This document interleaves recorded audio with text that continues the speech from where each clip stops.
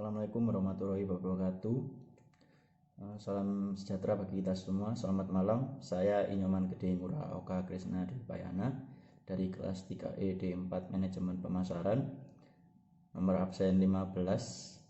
Di sini saya akan menjelaskan tentang fenomena penyakit COVID-19 atau biasa disebut penyakit corona bagi para pelaku bisnis, konsumen, dan cara penanggulangannya.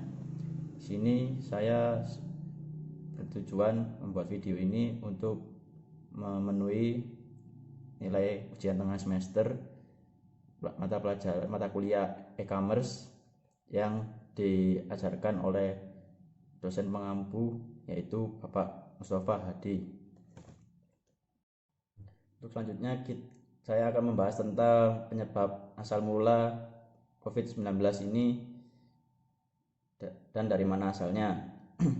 Untuk penyakit COVID-19 ini merupakan penyakit yang berasal dari negeri Republik Rakyat Cina atau disebut RRC atau juga disebut China.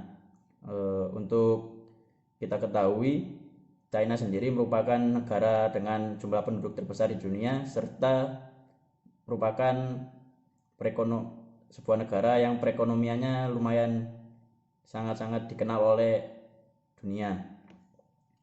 Untuk gejala-gejalanya sendiri biasanya disebabkan oleh batuk, demam, radang tenggorokan, juga sesak nafas. Di Indonesia sendiri penyakit ini sudah sangat membuat keresahan yang cukup signifikan.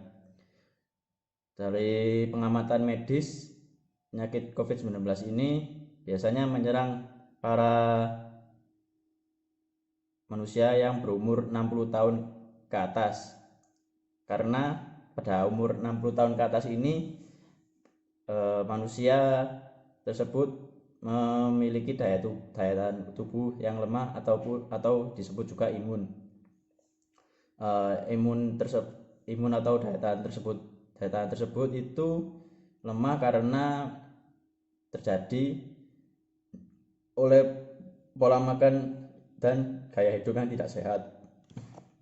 Biasanya kalangan umur 60 tahun ke atas ini adalah pensiunan dari kerja kantoran serta para pengusaha-pengusaha yang sudah lama mengelola usahanya tersebut. Untuk umur 60 tahun ke bawah sendiri juga bisa terkena dampak tersebut, tetapi tidak separah yang bisa menyerang kalangan umur 60 tahun ke atas tersebut. Gejala ini biasanya tidak tampak di awal karena gejala ini akan bersifat menggerogoti secara perlahan daya tahan tubuh kita jika kita tidak melakukan pola hidup yang sehat seperti cuci tangan, memakai masker, dan memakan yang tidak seharusnya kita tidak makan. Untuk mengapa merugikan? Menurut pendapat saya, dari data yang saya lihat di internet dari kopasiana.com, khususnya pelaku bisnis, mereka sendiri jelas mengalami kerugian yang sangat signifikan karena dari apa yang mereka berjual sekarang menjadi lesu ataupun tidak seperti biasanya. Itu disebabkan karena pengaruh social distancing dan juga physical distancing yang diterapkan oleh pemerintah. Social distancing dan physical distancing yang diterapkan oleh pemerintah sendiri adalah yang pertama, membatasi buka tutup perdagangan di Indonesia sampai dengan jam 8 malam, yang biasanya sampai jam 10 ataupun jam 11, sekarang dilarang untuk membuka sampai dengan waktu jam 11 malam. Dan selanjutnya, para pelaku bisnis yang melakukan transaksi ataupun membuka penjualan secara langsung itu dilarang untuk menjual secara langsung dan menyarankan untuk lebih di take away ataupun dibawa pulang maupun bisa dipesan melalui online. Yang ketiga sendiri, pemerintah tidak ingin para penjual melanggar peraturan yang telah ditentukan tersebut. Jika melanggar aturan tersebut akan ditindak secara pidana dan kabarnya akan dimasukkan penjara selama 1 tahun. Jelas dari langkah pemerintah tersebut membuat pelaku bisnis akhirnya harus berputar otak serta melakukan antisipasi untuk bisa menekan penurunan harga ataupun pemasukan dari usaha yang mereka lakukan sendiri. Itu dilihat dari kopi-kopian yang ada di Sudimoro. Dari kopi-kopian tersebut saya mengamati melewat Instagram bahwa selanjutnya saya akan membahas tentang dampak COVID-19 bagi para konsumen di Indonesia, khususnya di Kota Malang.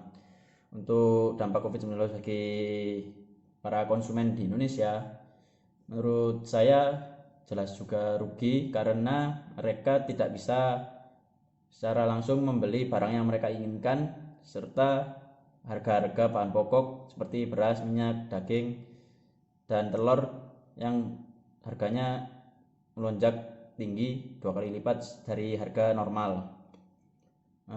Hal tersebut membuat mereka akhirnya berpikir ulang agar bisa menekan anggaran yang mereka keluarkan untuk membeli semua bahan-bahan pokok tersebut. Selain itu sendiri, para konsumen juga harus bisa lebih bijak dalam membeli barang agar bisa mengurangi dampak buang-buang uang ataupun lebih menghemat pemasukan. Tujuannya mengantisipasi agar kedepannya jika barang-barang tersebut melonjak lagi bisa dibeli oleh para konsumen tersebut. Untuk yang konsumen ingin membeli barang-barang seperti baju dan lain-lain, biasanya para pelaku bisnis sudah melakukan cara dengan untuk selanjutnya saya akan menjelaskan jika saya menjadi pelaku bisnis apa yang saya lakukan dalam situasi wabah COVID-19 ini. Jika saya seorang pelaku bisnis, saya akan melakukan sebuah langkah awal, yaitu membuat sebuah platform belanja online agar bisa memudahkan masyarakat berbelanja online dan bisa mengurangi juga rantai penyebaran virus corona ataupun COVID-19 ini khususnya di Kota Malang. Dengan cara membuat platform belanja online, saya akan menyediakan berbagai kebutuhan, khususnya kebutuhan rumah tangga bagi masyarakat Kota Malang, yang dimana sekarang barang-barang tersebut sudah sangat langka serta juga membuat mereka akhirnya malas untuk keluar rumah karena disebabkan oleh penyakit COVID-19 ini. Dengan begitu, saya sebagai pelaku bisnis yang menjalankan platform bisnis online ini akan membuat kebijakan, yaitu dengan meniadakan ongkos kirim, karena hal tersebut bisa membuat para konsumen ataupun pelanggan-pelanggan lain tertarik dengan apa yang saya lakukan, dan akhirnya konsumen maupun pelanggan tersebut akan loyal, sehingga platform belanja online saya buat ini akan menjadi sebuah pilihan yang sangat-sangat menguntungkan bagi mereka konsumen yang menggunakan platform belanja online ini. Kesimpulannya dari wabah penyakit COVID-19 bagi pelaku bisnis dan konsumen, ya memang benar kalau COVID-19 ini sangat-sangat merugikan bagi kita sendiri. Kita harus bisa menerima konsekuensinya, karena dari COVID-19 ini kita bisa untuk lebih menjaga pola makan, terus menjaga kebersihan diri seperti sebelum makan dan sesudah makan cuci tangan, dan setelah bepergian ataupun memegang sesuatu harus segera cuci tangan, dan juga mengurangi dampak polusi udara yang ada di Indonesia sendiri. Mengapa menurut saya sistem yang dilakukan oleh pemerintah, yaitu physical distancing dan juga social distancing, itu harus dilakukan? Karena dari dua sistem tersebut tidak serta-merta akan membuat situasi ekonomi semakin sepi ataupun redup, karena Indonesia sendiri masih dalam bentuk negara yang berkembang. Jika negara ini di lockdown, maka akan pengaruh yang sangat signifikan, yaitu menurunnya kebijakan ekonomi yang ada di Indonesia ini akan membuat mereka merugi, dan serta-merta akan membuat para pegawai yang biasanya bekerja di pabrik akan di-PHK secara massal karena tidak adanya pemasukan dari mereka untuk menggaji para karyawan mereka tersebut. Selanjutnya, tetap jaga kesehatan serta juga jangan lupa istirahat. Dan terima kasih telah menonton video saya. Wassalamualaikum warahmatullahi wabarakatuh. Selamat malam, sampai jumpa.